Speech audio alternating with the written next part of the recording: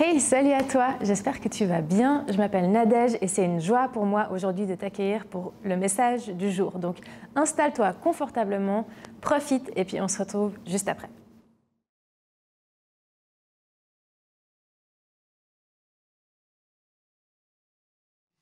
Et pour ceux qui ne me connaissent pas, je vous donne quelques informations me concernant. Vous ne pourrez pas les garder contre moi par la suite parce que ce n'est pas vraiment des informations très précises, mais c'est général quand même. Ça vous donne un petit contexte sur qui je suis. Donc Raphaël Guichou, je suis disciple de Jésus depuis environ 18 ans. Je suis marié à Christina, on a 3 enfants, Élie, Chloé et Zach. Je reviendrai sur le petit dernier tout à l'heure aussi au long de mon message. Et je suis très honoré d'être avec vous. En fait, on est fan de vous. Avec ma femme, on est ensemble fans de vous, fans de l'église Home. On est très heureux en fait d'être les amis aussi de vos leaders, de Yves, de Janet et d'autres de vos leaders aussi. Et on est vraiment contents, on se sent bien accueillis aussi. Merci beaucoup pour votre accueil. Et je suis très très privilégié d'apporter la parole ce soir. Yves est venu il y a quelques semaines dans notre communauté, puis il nous a dit au début de son message qu'ils avaient l'habitude ici de prêcher environ 2-3 heures. Donc je crois que je peux repartir à peu près sur ce temps-là, n'est-ce pas? C'est ça? Ok, c'est parfait.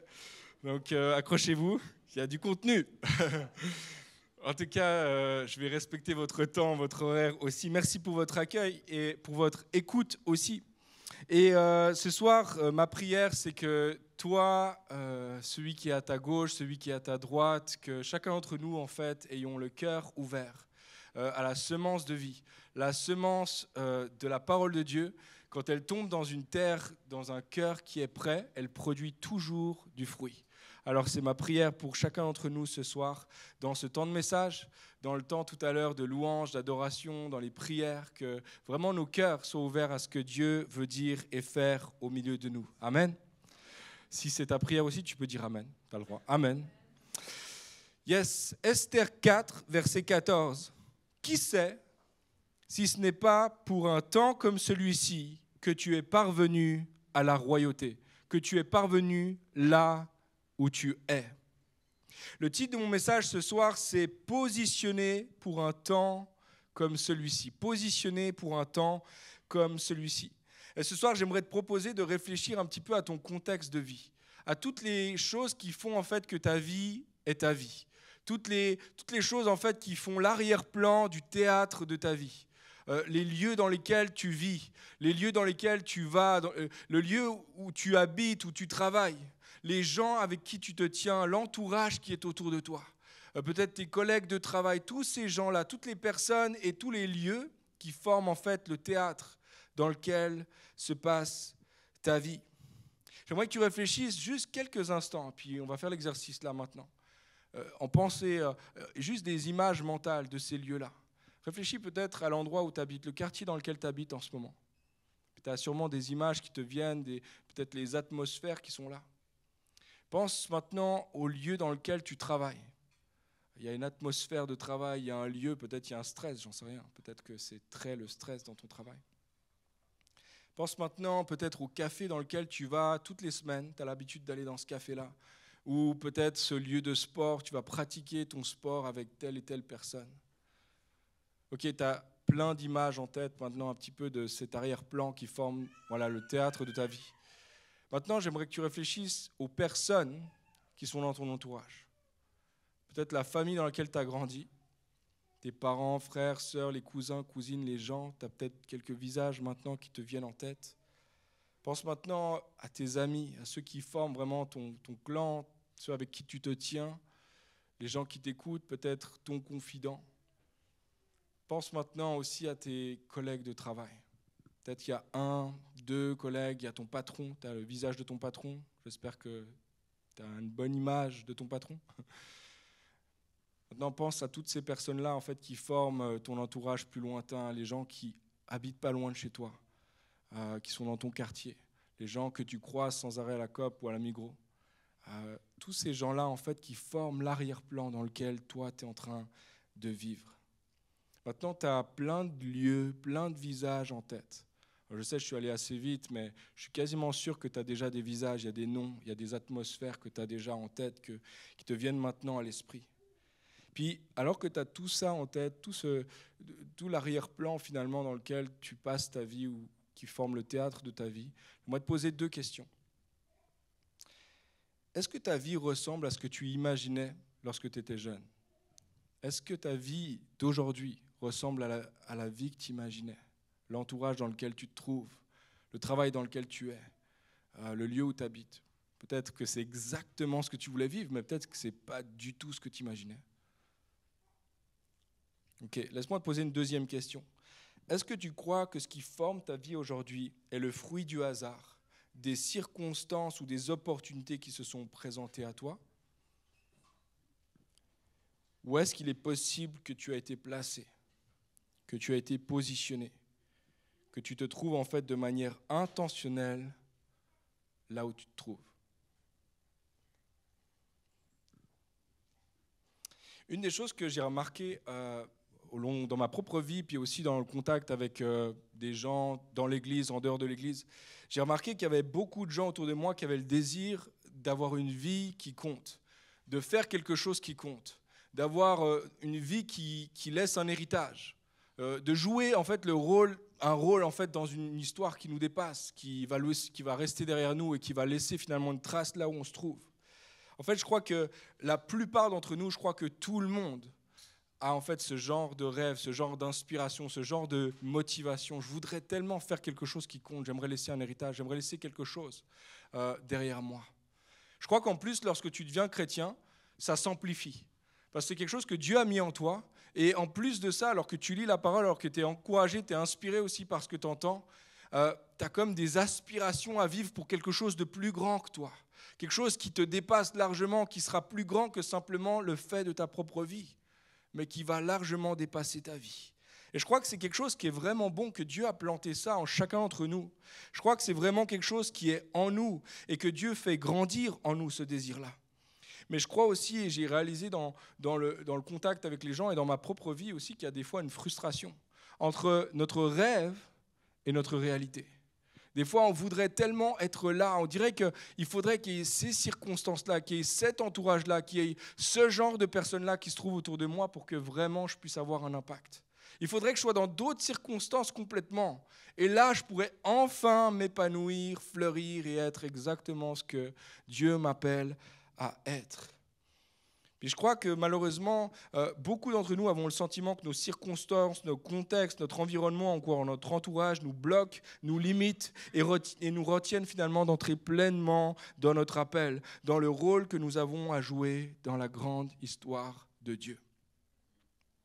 Je ne sais pas pour toi, mais il m'arrive parfois de penser que je suis trop ceci ou pas assez cela. J'aimerais être tellement plus expérimenté, j'aimerais être tellement plus capable j'aimerais être tellement plus patient. Ou alors, je ne sais pas si ça t'arrive aussi, mais de simplement penser, mon contexte, il est trop compliqué en fait. C'est les gens que tu as placés autour de moi qui ont trop l'oreille endurcie en vrai. Parce que moi, j'ai un truc à dire en fait, j'ai quelque chose à faire, mais eux, ils n'entendent pas ce que je suis en train de faire ou ce que je suis en train de dire. Et parfois, on arrive dans ce genre de moment et puis on se sent comme au mauvais endroit, au mauvais moment. Je ne sais pas si tu as déjà eu ce sentiment. Il y a quelques mois en arrière, avec ma femme, on a fêté nos 10 ans de mariage et c'était vraiment super, c'était excellent. Et puis, quelques jours après, on a eu l'occasion de partir en voyage avec nos enfants. C'était magnifique. On est allé aux îles Açores et franchement, c'est à voir. C'est une île incroyable, c'est portugais, puis c'est sur l'Atlantique. Si jamais tu ne sais pas encore pour tes prochaines vacances, va aux îles Açores, c'est magnifique. Enfin, voilà, on a passé un super temps là-bas. Par contre, et donc par contraste, on a pris l'avion et on voulait revenir en Suisse parce qu'évidemment la vie continue, on ne va pas s'arrêter sur une île paradisiaque, la vie continue. Et du coup, on prend l'avion, on espère prendre l'avion, on va à l'aéroport et 4 heures après notre départ supposé, on est toujours à l'aéroport. Et en fait, pour réaliser qu'on était au mauvais endroit, au mauvais moment, au même moment, dans l'aéroport dans lequel on devait faire un transit, faisait un changement technique majeur, où il changeait finalement la technique du radar, majeur, grande transformation au niveau technique. Et du coup, il y a eu un décalage de notre vol d'environ 3 jours. Voilà, juste ça. Je ne sais pas si c'était déjà arrivé de rester 3 jours dans une gare, là. Dans un aéroport, c'est terrible. 3 jours dans un aéroport avec 3 enfants en bas âge, je vous ai dit tout à l'heure, c'est des lions en cage. Et nous, on était dans cet aéroport, coincés au mauvais endroit, au mauvais moment.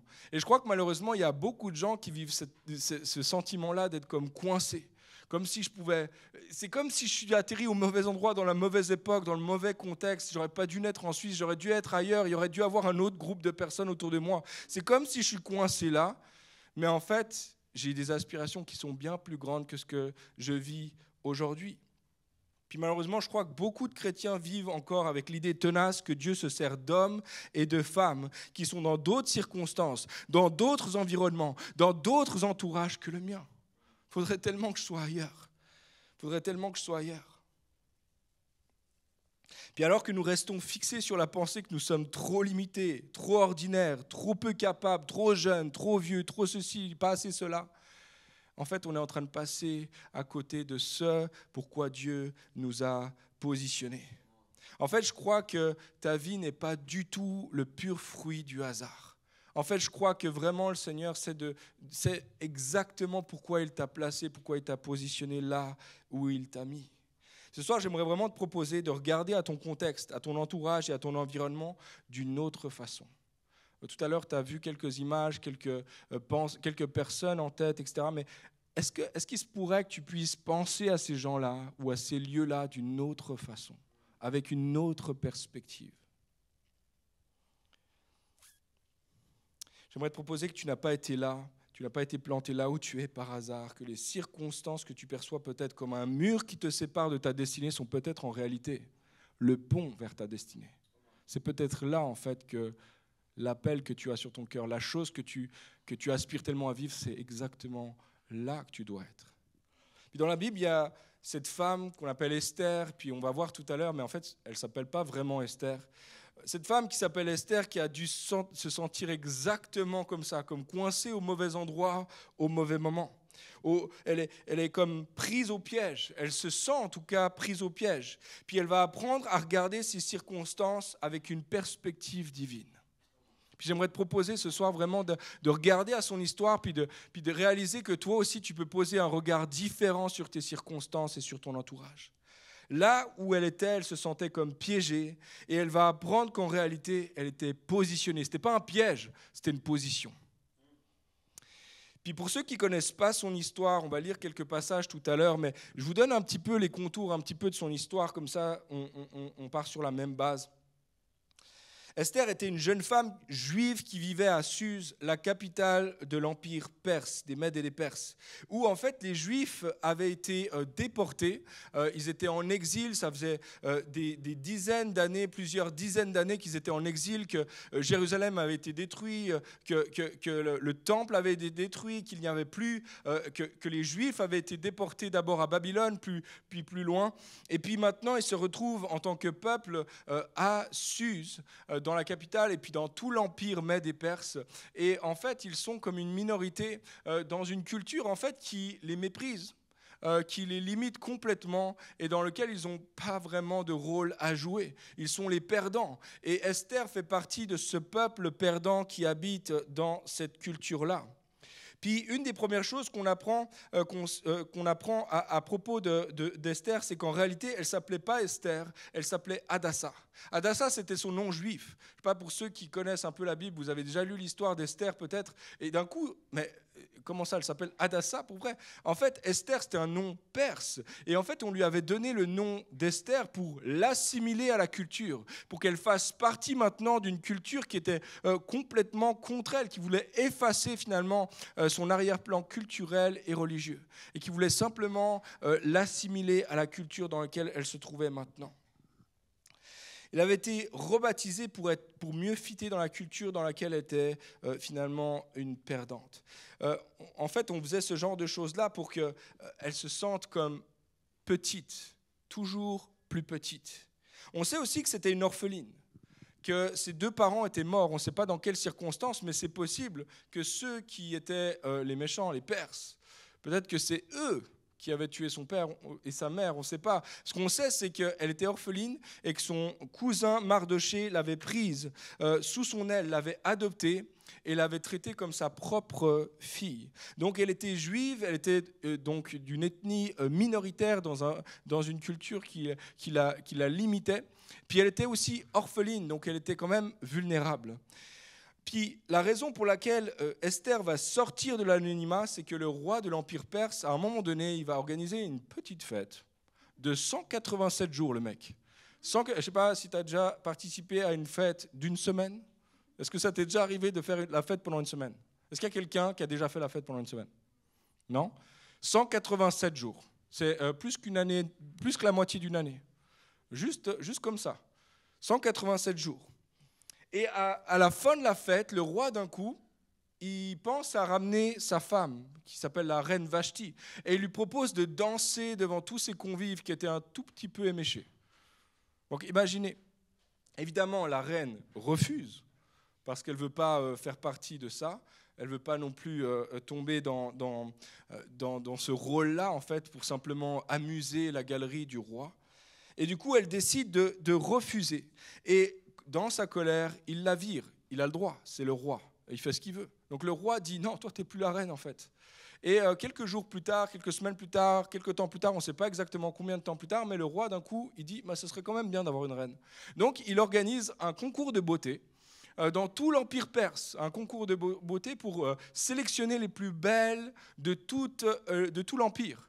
Et donc Esther fait partie de la sélection les plus belles de tout l'Empire. Et le grand bonheur des plus belles de tout l'Empire, c'est de devenir finalement maintenant membre du harem du roi. Waouh, quel privilège. Et puis, parmi les plus belles des plus belles, le roi allait choisir la reine. Et c'est là qu'on va rencontrer Esther, c'est là qu'on va voir qu'Esther va sortir de l'anonymat et elle va passer devant le roi. On peut lire dans Esther 2, les versets 16 et suivants.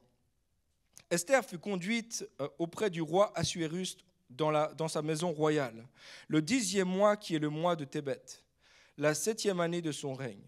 Le roi aimait Esther plus que toutes les autres femmes, et elle obtint grâce et faveur devant lui, plus que toutes les autres jeunes filles. Il mit la couronne royale sur sa tête et la fit reine à la place de Vashti, donc celle qui avait refusé. Verset 18, le roi donna un grand festin, pas de 187 jours j'espère, à tous les princes et les serviteurs, un festin en l'honneur d'Esther. Il accorda du repos aux provinces et fit des présents avec libéralité royale. Verset 19. La seconde fois qu'on assembla les jeunes filles, Mardochée était assis à la porte du roi. Esther n'avait fait connaître ni sa naissance, ni son peuple, car Mardochée lui avait défendu. Elle suivait les ordres de Mardochée aussi fidèlement qu'à l'époque où elle était sous sa tutelle. Et ce qui semble en fait être une bonne nouvelle pour Esther, elle devient reine, en fait n'est pas forcément une très très bonne nouvelle. En fait, il faut comprendre qu'en faisant ce concours, ça revenait simplement probablement à être séparée de sa famille, elle ne pourrait plus voir sa famille, et elle allait entrer finalement dans une sorte de tour d'ivoire où elle était à la disposition des envies et des besoins du roi. Et donc, elle fait partie de ces femmes qui sont sélectionnées. Et non seulement elle est sélectionnée pour faire partie du harem, mais maintenant elle devient reine dans cette position enviable. Puis, je vous fais l'histoire courte, mais Mardochée va apprendre en fait d'une manière détournée qu'il va y avoir un complot contre tous les Juifs. Et à ce moment-là, on l'a lu tout à l'heure, Esther n'a pas dit qu'elle était juive. Mais le roi va signer un décret. Et dans la loi des Mèdes et des Perses, un décret du roi, c'était une loi éternelle. C'était quelque chose qui allait se passer quoi qu'il arrive. Même le roi n'a plus le droit de changer la règle. Donc, elle est là, elle est dans le palais, et il y a un décret contre tous les Juifs pour un jour ou 2 jours où tous les Juifs vont être exterminés par leurs ennemis. Alors imagine un peu 2 minutes la situation pourrie d'Esther. Franchement, elle est dans une situation pourrie. Mauvais endroit, mauvais moment. Elle vit dans une ville très loin de sa patrie. Elle fait partie d'un peuple soumis, minoritaire, dans une culture qui cherche à l'assimiler et à effacer toute trace de son histoire et de sa foi. En tant que peuple conquis, elle était souvent méprisée, marginalisée, peut-être même que ses parents étaient morts à cause de ça. En plus de ça, Esther était une femme dans une culture où elle n'avait quasiment aucun droit. Et dans un moment aussi où le roi devait prouver que les hommes maîtrisent la situation. Ça, je vous fais une petite parenthèse ici. Les amis du roi, les conseillers du roi voulaient prendre l'exemple de Vashti en disant au roi, ils ont dit, il ne faut pas que tu laisses passer ça. Si elle te dit non, il faut que tu la vires. Il faut que tu fasses quelque chose parce que si toi, tu ne dis pas non, alors c'est toutes les femmes de l'Empire qui vont nous mépriser à la maison. Donc en fait, Vashti, c'est un exemple. Et on est à un moment dans l'histoire, là-bas en Perse, où en fait le roi doit montrer la dominance masculine sur toutes les femmes. Amen. Non, il n'y a pas trop d'amen à ça. Parce qu'en fait, c'est vraiment une situation de mépris pour elle. Et bien qu'elle soit devenue reine, elle était enfermée dans une tour d'histoire à disposition du roi quand lui, il en avait envie. Alors quand lui, il a envie, il l'appelle sur claquement de doigts et elle débarque. Mais le reste du temps, elle est comme enfermée dans une tour d'ivoire. Et maintenant, pour couronner le tout, elle va apprendre que son peuple, le peuple juif, est menacé de mort. Et qu'il va y avoir quelque chose qui va se passer qui est irrémédiable, que des centaines, des milliers de personnes, des dizaines de milliers de personnes vont mourir à cause du décret du roi. Alors là où elle se trouve, tout semble marcher contre elle. Tout le théâtre de sa vie semblait l'enfermer et la limiter. Et puis tu sais quoi ? Moi, je ne voudrais pas être à sa place parce que je suis quasiment sûr qu'elle se sentait comme au mauvais endroit et au mauvais moment. Esther vivait exactement le sentiment que beaucoup d'entre nous vivent régulièrement, peut-être à des échelles différentes, mais ce sentiment que je suis coincé, qu'en fait je voudrais faire plus mais je ne peux pas. Je voudrais tellement que ça soit différent, mais en fait, je suis dans ce genre de contexte, ce genre de culture, ce genre de moment où je peux juste rien faire.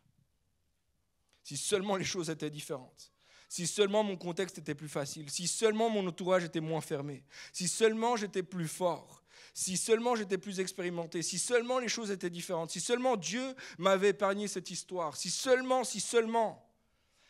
tout était moins verrouillé. Ma vie prendrait un autre tournant. Et moi aussi, je pourrais faire quelque chose qui compte. Moi aussi, je pourrais laisser un héritage. Moi aussi, on pourrait parler de moi plus tard dans les livres d'histoire. L'histoire ne s'arrête pas là. Heureusement, Mardoché, qui a entendu le décret du roi, va se couvrir d'un sac, il va se mettre dans le jeûne, dans la prière.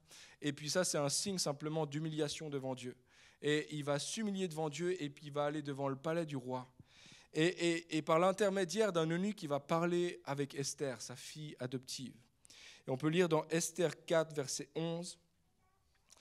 Et lui, il va plaider pour qu'elle puisse aller auprès du roi. Et elle va dire ceci, verset 11. « Tous les serviteurs du roi et la population de ces provinces savent que toute personne, homme ou femme, qui pénètre chez le roi dans la cour intérieure sans avoir été convoquée, n'a droit qu'à un seul verdict, la mort. La seule personne qui reste en vie est celle à qui le roi tend le sceptre en or. Or, en ce qui me concerne, ça fait 30 jours que je n'ai pas été appelé auprès de lui. Ça fait 30 jours que je suis dans ma tour d'ivoire. Ça fait 30 jours qu'il est avec les autres filles du harem. Ça fait 30 jours que je ne lui ai pas parlé. En fait, tu me demandes de prendre un risque immense parce qu'en fait, je peux perdre ma vie. Je suis coincé, je suis piégé. Tu n'as pas compris, Mardoché, je suis complètement bloqué, je ne peux rien faire. Je suis pieds et mains liés. Et voici ce que Mardoché va lui répondre. Et c'est un peu la phrase mythique, le tournant de toute l'histoire de Esther. Verset 13. Ne t'imagine pas, et c'est Mardoché qui parle, ne t'imagine pas que ta position au palais te permettra d'être sauvé, au contraire de tous les Juifs. En effet, si tu gardes le silence maintenant, le secours et la délivrance surgiront d'autre part pour les Juifs, tandis que ta famille et toi, vous mourrez. Qui sait ? Peut-être est-ce pour une circonstance telle que celle-ci que tu es parvenu à la royauté. Peut-être que tu as été positionné. Peut-être que ta position n'est pas un piège, mais en fait, c'est peut-être une position d'influence dans laquelle tu es. Tu as été positionné pour un temps comme celui-ci. Tu vois, Esther, elle dit, c'est impossible. Mardoché lui dit, c'est possible. Mais Esther lui dit, tout le monde sait que j'ai aucune chance. Mardoché lui dit, il y a une chance. Esther, elle dit, je peux absolument rien faire dans cette histoire. Mardoché lui dit, tu peux faire une chose. Esther, elle dit, même si je suis reine, je suis complètement bloquée, complètement limitée par ma situation. Mardoché lui dit, tu n'es pas bloqué ou coincé dans tes circonstances. En fait, tu as été positionné pour un temps comme celui-ci. Ce n'est pas une porte fermée devant toi, c'est un pont vers ta destinée. C'est un pont vers ton appel. Esther percevait les circonstances comme des murs qui la séparaient de sa destinée, alors que Mardochée lui fait prendre conscience. Ce n'est pas un mur, c'est un pont, c'est une direction pour ta destinée. Puis toi et moi, on ne vit peut-être pas les mêmes situations. Moi, je ne sais pas s'il y a quelque chose d'aussi grave qui se passe en ce moment dans ta vie, j'en sais rien. Mais peut-être que tu te sens un petit peu comme Esther, tu te sens comme coincé, comme limité par ton contexte, ton entourage, etc. Et je crois qu'on a quelque chose à apprendre de ces paroles, de cette histoire. Je crois qu'on doit apprendre à voir les choses comme Mardochée les voyait. Parce que lorsqu'Esther comprend ce qui se passe, lorsqu'elle voit la perspective de Mardochée, lorsqu'elle voit la perspective de Dieu sur les circonstances, tout change, tout tourne, toute la situation va évoluer d'une autre manière que ça. Moi, je crois que toi et moi, comme Esther, on a besoin d'entendre ce que Mardochée lui dit. Et puis la première chose, le premier point que j'aimerais te laisser ce soir en lien avec ce que Mardochée a dit, c'est ceci. Ta position n'est pas seulement pour toi-même. Ta position n'est pas pour toi-même. Verset 13, ne t'imagine pas que ta position au palais te permettra d'être sauvé, au contraire de tous les Juifs. Il lui dit ceci, ta position n'est pas une position de bénédiction pour toi, ce n'est pas une position de protection pour toi-même, ce n'est pas un lieu où tu vas être protégé, où Dieu t'a placé pour que toi tu sois protégé. C'est un lieu, en fait, tu as été positionné pour jouer un rôle dans la grande histoire de Dieu. Ne t'imagine pas que c'est juste pour ta bénédiction. Tu as été béni pour bénir. Ce n'est pas une histoire seulement pour toi. C'est aussi pour ceux qui sont autour de toi. Tu as un rôle à jouer. Tu as été placé. Tu as une position d'influence, une position clé dans son projet. Tu peux bénir les autres. Tu as été béni pour les bénir. Les amis, moi je crois qu'en tant que disciple de Jésus, on doit apprendre à voir les choses de cette manière-là. On doit apprendre à percevoir les différents endroits où Dieu nous a placés, non pas seulement comme des bénédictions pour nous-mêmes, mais comme des bénédictions pour bénir. Comme des lieux dans lesquels on a été appelés pour toi et moi briller, pour amener une saveur, pour amener un message, pour amener un espoir, pour briller d'une manière particulière dans le lieu où Dieu nous a placés. Je crois que toi et moi, on a été appelés à être comme des signes qui pointent à Dieu dans une culture qui l'ignore complètement. Toi et moi, on a été positionnés là où on est, dans des lieux stratégiques pour briller et pour révéler les saveurs du royaume de Dieu. Karl Barth, il dit ceci, Karl Barth, c'est un théologien suisse, il dit ceci, l'Église existe pour établir dans le monde un nouveau signe qui est radicalement différent de la manière propre du monde et qui la contredit d'une manière pleine de promesses. En fait, tu es positionné dans l'endroit où tu es pour briller, pour faire en sorte que ceux et celles qui sont autour de toi goûtent un petit peu du ciel au travers de toi. Il y a une odeur qui se dégage autour de toi. Je ne parle pas d'une odeur réelle, physique, etc. Je parle d'une odeur spirituelle. Il y a quelque chose qui se dégage et que les autres doivent sentir là où tu as été placé. Comme Esther, toi et moi, on a été positionnés pour vivre comme des signes contre-culturels qui pointent à Dieu dans une culture qui l'ignore complètement. Puis j'avoue, ce n'est pas toujours simple de réaliser en fait l'appel de Dieu sur nous. Des fois, on s'imagine que c'est ce texte ou ce mot qui est écrit dans le ciel. Ça, c'est l'appel de Dieu pour ma vie. Et je crois qu'il y a un truc ici avec ça, parce que en fait, c'est marqué nulle part dans la parole ce genre de choses. Le texte s'affiche. Je ne sais pas, pour toi, pour moi, j'ai jamais vécu ça. Il n'y a jamais un moment où il y a comme un texte ou un lieu, c'est marqué, toi, tu dois être posé là. Okay, il y a des convictions, puis il y a une intention, puis j'ai l'impression que Dieu me parle, puis j'ai l'impression que j'ai la paix en étant là, mais il n'y a jamais eu cet élément-là dans ma propre vie. Et je crois qu'on peut commencer à se poser la question, est-ce que là où je suis, c'est simplement des coïncidences sur coïncidences, du hasard sur hasard, simplement des opportunités sur opportunités qui m'a conduit là où je suis? Ou est-ce que le Dieu qui règne sur tout l'univers ne m'aurait pas juste simplement placé où je suis pour briller d'une manière particulière? Pour moi, c'est hyper parlant parce que Dieu n'est pas nommé une seule fois dans l'histoire d'Esther. Je ne sais pas si tu le sais, mais c'est le seul livre dans toute la Bible où il n'est jamais nommé Dieu. On ne voit jamais la main de Dieu bouger. On ne voit jamais rien du tout qui est en train de se passer que Dieu a fait. Il n'y a jamais le nom de Dieu qui est nommé. Il n'y a jamais Dieu qui parle. Il n'y a absolument rien. On dirait que Dieu est complètement absent. Et moi, ça me parle parce que bien souvent dans nos vies, ça ressemble à ça. Bien souvent, on dirait que Dieu ne parle pas aussi clairement que ce qu'il a parlé à Moïse. ou que ce qu'il a parlé à, je sais pas, à Ézéchiel. Et je crois qu'on doit apprendre, toi et moi, à discerner que Dieu nous a placés, que Dieu nous a positionnés pour un temps comme celui-ci. Ce n'est pas pour rien que tu es placé là où tu es. Peut-être que toi aussi, comme Esther, tu n'as pas reçu une parole spécifique pour habiter dans tel quartier, dans tel endroit, pour aller dans tel cursus universitaire. Tu n'as pas reçu une parole spécifique pour travailler dans tel endroit. Mais puis si tout ressemble à des concours de circonstances, laisse-moi te dire que c'est rien sauf des concours de circonstances. C'est Dieu qui t'a dirigé là où tu te trouves. Laisse-moi te dire que Dieu t'a placé, il t'a positionné là où tu es. Peut-être pour un temps seulement, peut-être pour une saison seulement, mais là où tu es, tu es appelé à être comme un signe du royaume de Dieu, où il t'a placé, où il t'a positionné. Peut-être que, comme Mardochée, tu n'as pas reçu une parole spécifique pour t'occuper d'une Esther. Peut-être qu'il n'y a pas une parole de Dieu spécifique pour t'occuper de telle ou telle personne, telle ou telle relation. Mais laisse-moi te dire que les relations, les cercles relationnels dans lesquels tu te trouves, ce n'est pas pour rien que tu t'y trouves. Il y a des gens autour de toi, c'est des Esther. C'est comme des orphelins, des orphelines autour de toi. Et ils ont besoin de quelqu'un qui va s'occuper d'eux, qui va prendre soin d'eux, qui va enseigner, qui va laisser quelque chose dans leur vie. Et ça, c'est les gens que Dieu a placés autour de toi. Et Mardochée n'a pas reçu une parole de Dieu pour s'occuper d'Esther, mais il l'a quand même fait.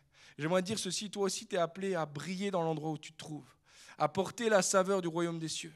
Tu es appelé à apporter l'espoir en parole et en acte dans les cercles dans lesquels tu te trouves, toi aussi.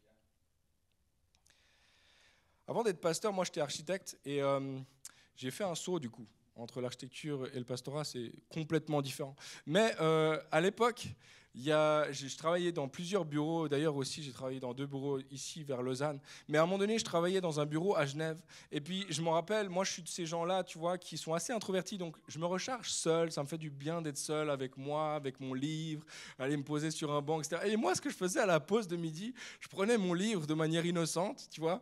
Puis, j'allais me poser dans le parc à côté. Il y avait un superbe parc de la Grange à Genève. C'est magnifique. Je me suis posé là-bas. Je prenais mon petit sandwich, mon petit livre. Tout se passait bien. Je me rechargeais pendant la pause de midi. Puis à un moment donné, j'ai réalisé qu'en fait, servir le dimanche à l'église, et puis même parler, et puis dire, les amis, on doit briller, etc., ben en fait, ça m'appelait aussi à responsabilité vis-à-vis de ceux vers qui j'étais positionné. Puis j'ai réalisé qu'en fait, je n'étais pas là par hasard, j'étais positionné pour mes collègues. Et à un moment donné, quand j'ai fait cette réalisation, j'ai abandonné mon livre. Voilà, je l'ai laissé pour plus tard. Et puis, je me suis mis en fait à m'asseoir avec mes collègues, à manger avec eux systématiquement. Tous les midis, je mangeais avec eux. Je me suis intéressé à leur vie, je leur ai posé des questions, etc. Et en fait, de fil en aiguille, ils ont appris que j'étais chrétien, ils ont appris mon espérance, etc. On a eu des discussions, voilà, tu connais les discussions. Puis à un moment donné, en fait, j'ai réalisé qu'on était devenus assez proches avec un des collègues. Et lui, il était complètement fermé. Et en fait, c'était quelqu'un qui est plutôt style macho, tu vois, genre je vais me débrouiller tout seul, la vie est dure, mais moi je suis plus dur que la vie, enfin bref. Ce genre de personnes-là. Et du coup, tatoué, nanana. Enfin, moi, j'ai rien contre les tatouages, mais simplement pour dire, le gars était vraiment genre style, voilà, je suis dur, quoi. Puis à un moment donné, on a discuté. Et à un moment donné, de fil en aiguille, il m'a invité à manger une fois chez lui. Puis on a mangé ensemble, partagé et tout. Et puis quelques semaines plus tard, en fait, j'ai réalisé qu'il ouvrait petit à petit sa vie. Il ouvrait petit à petit son cœur. À un moment donné, il m'a parlé de la situation de son fils qui était né quelques mois plus tôt. Et il y avait un problème avec son œil, et puis une maladie qui était là, etc. Et ça amenait tellement d'anxiété à la maman. Et lui, il savait pas quoi faire et tout. Et puis, à un moment donné, moi, je posais toujours ma Bible sur mon bureau, etc. Bon, voilà, dans ce contexte-là, ça se faisait. Je ne l'ai pas fait dans tous les bureaux, mais là, ça s'est fait. Et puis, à un moment donné, simplement, je lui ai dit, tu sais quoi, moi, je crois que Dieu peut agir. Je crois que Dieu peut toucher, en fait, ton fils. Je crois qu'il peut le guérir. Je crois, en fait, que dans tous les cas, il peut donner la paix à ta femme et il peut te donner la paix à toi aussi. Puis, en fait, je lui ai dit, ça ne te dérange pas que je prie pour toi ? Je n'ai pas prié pour lui dans le bureau, là, parce que ça aurait été un peu étonnant, un peu bizarre. Mon patron qui aurait débarqué. Qu'est-ce que vous faites ?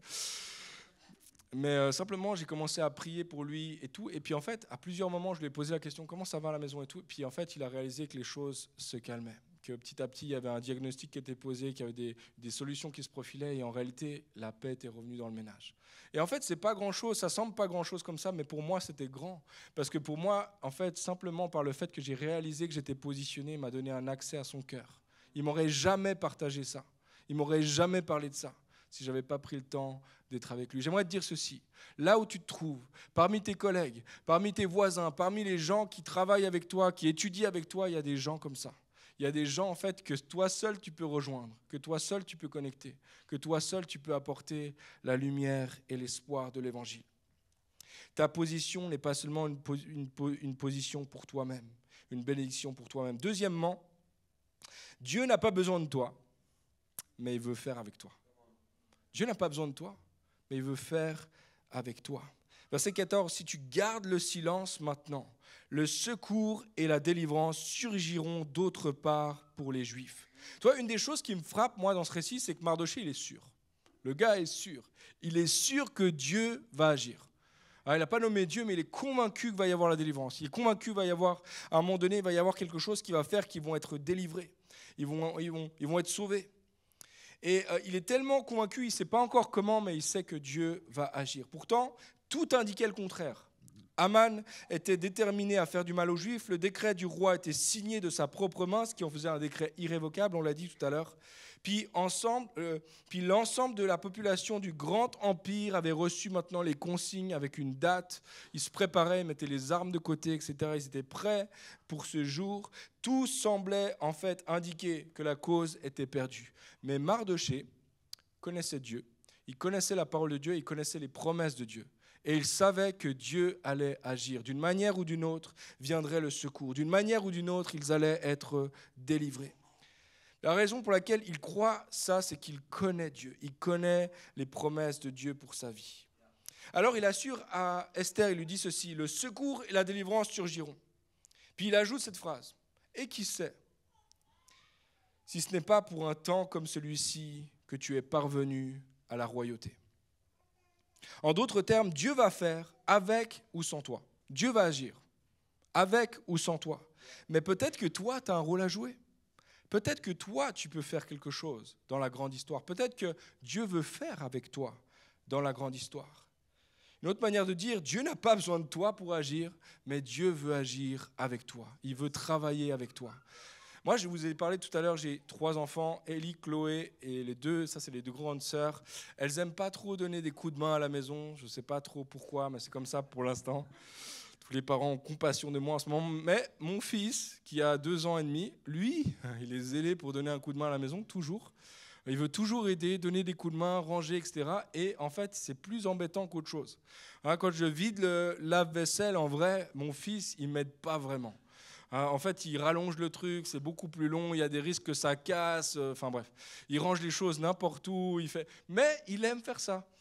Même il court depuis la chambre quand il entend le lave-vaisselle s'ouvrir. Il court depuis sa chambre. Ça y est, c'est le moment entre père et fils. Je ne sais pas pourquoi. Je crois que c'est un moment spécifique pour nous deux. Bref. Mais moi, je sais qu'en fait, quand il est là, ça va être plus long.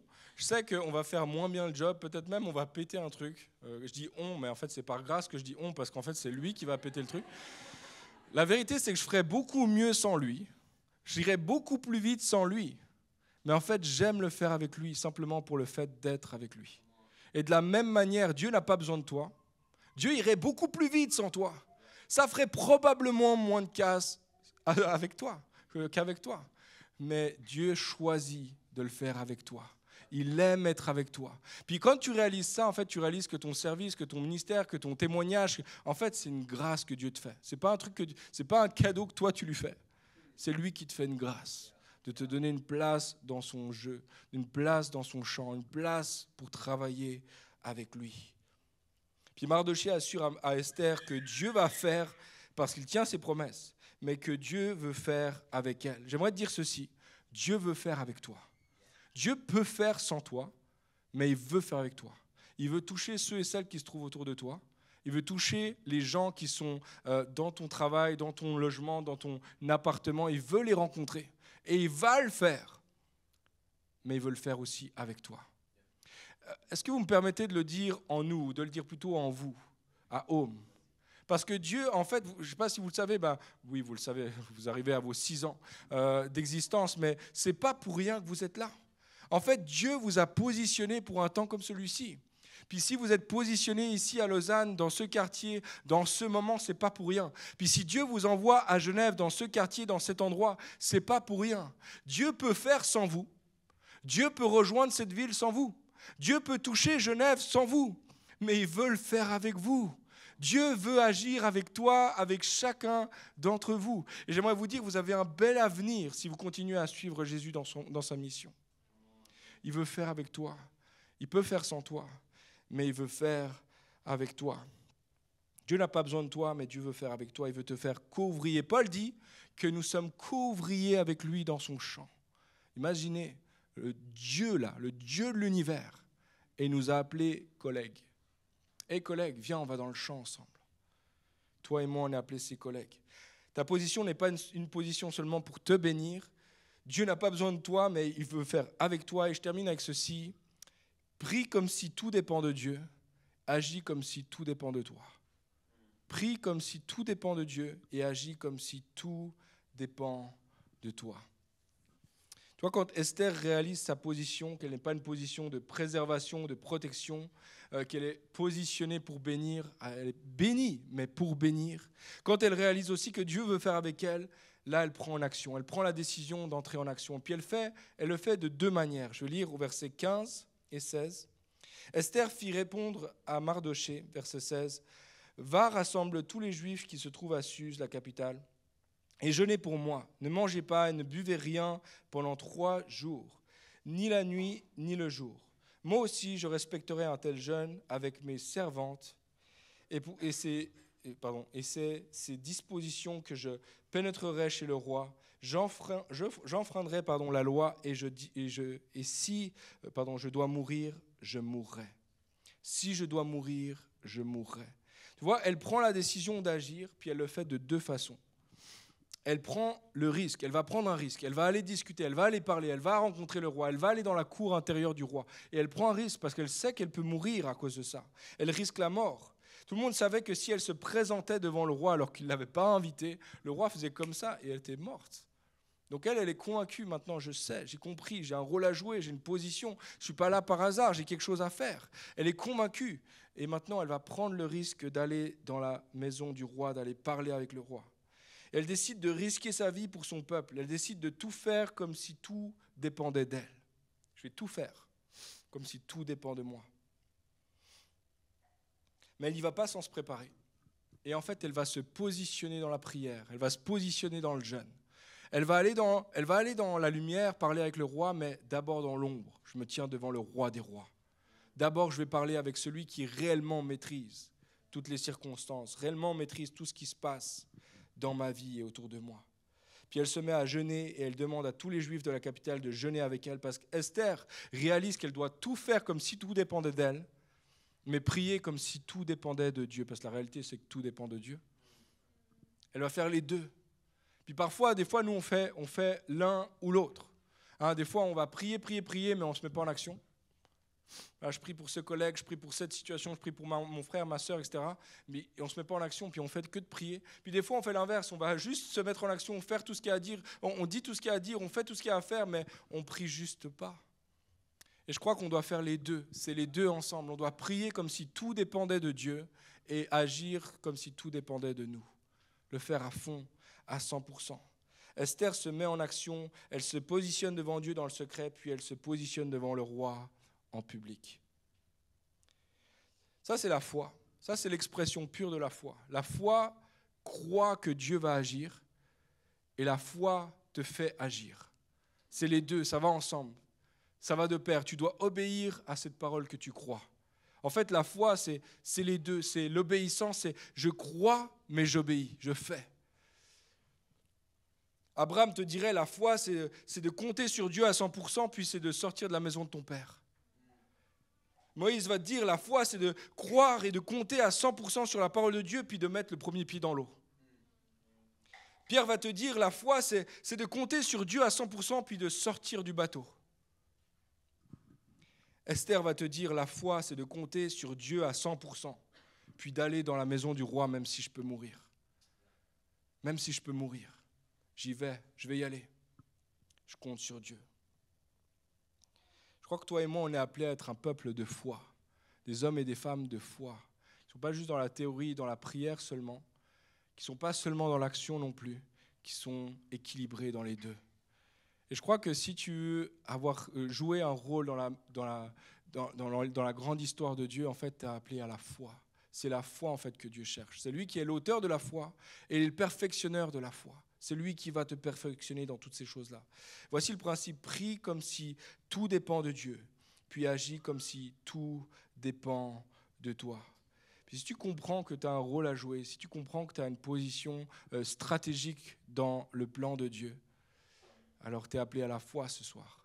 J'aimerais inviter l'équipe de louange à s'avancer. On va aller dans quelques chants ensemble, puis adorer le Dieu qui se trouve derrière toutes nos circonstances. Puis dans quelques instants, j'aimerais juste te donner l'opportunité de réfléchir un petit peu à toi, à ta propre vie. On a balayé un petit peu dans l'imaginaire toutes ces circonstances, tous ces lieux dans lesquels tu as été placé, positionné, toutes ces personnes en fait vers qui tu as été placé et positionné. Et puis j'aimerais simplement que tu puisses réfléchir à ces choses-là.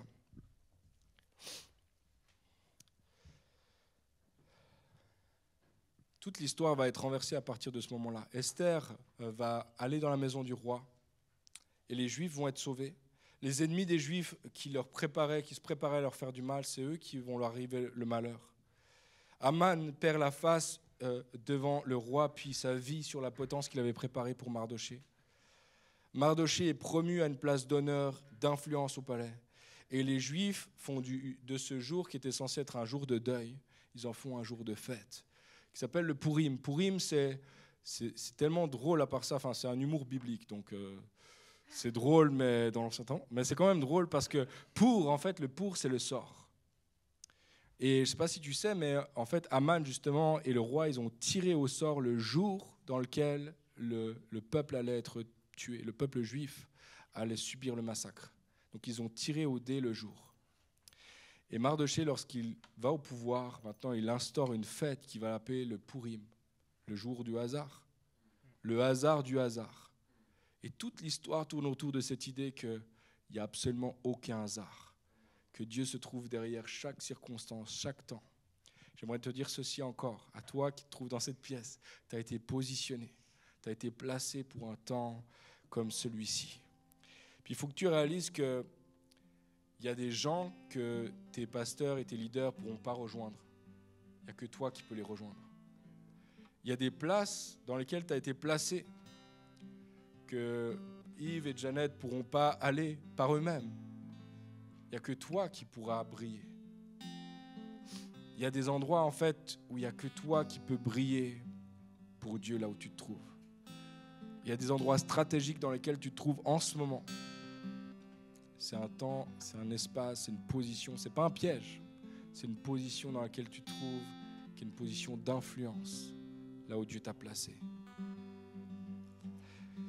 Je te lis une citation, c'est Rich Villodas qui écrit ceci, et je trouve tellement parlant. Nous pensons souvent qu'être en mission veut dire de partager notre foi avec des étrangers dans des endroits aléatoires. Mais Dieu nous invite à considérer notre personnalité, notre contexte et nos expériences, et, à la lumière de qui nous sommes, discerner comment participer à ce qui est déjà en train de faire là où il t'a placé. Dieu t'a placé. Puis en fait, la mission, c'est pas... Oui, c'est d'aller dans le monde entier.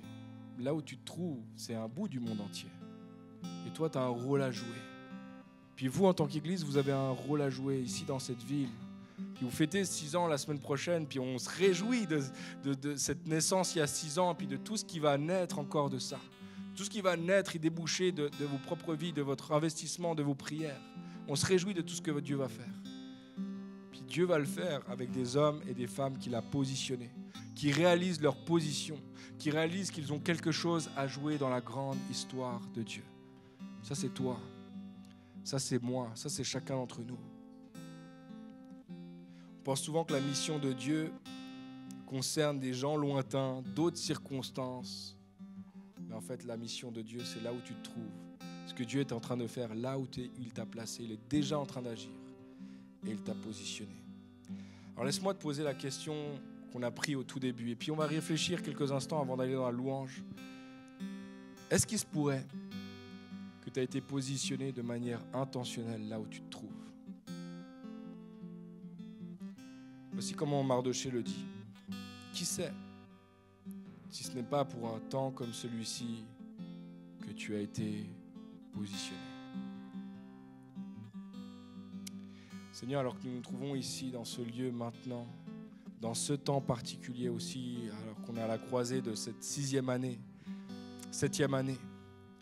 et de cette implantation maintenant sur Genève, et tout ce qui va se faire, et tout ce qui va encore naître de ce lieu, de cette communauté. Je te bénis, Seigneur, parce que tu as un plan, tu as un projet, tu es fidèle à ton projet, et tu vas faire selon ton propre projet.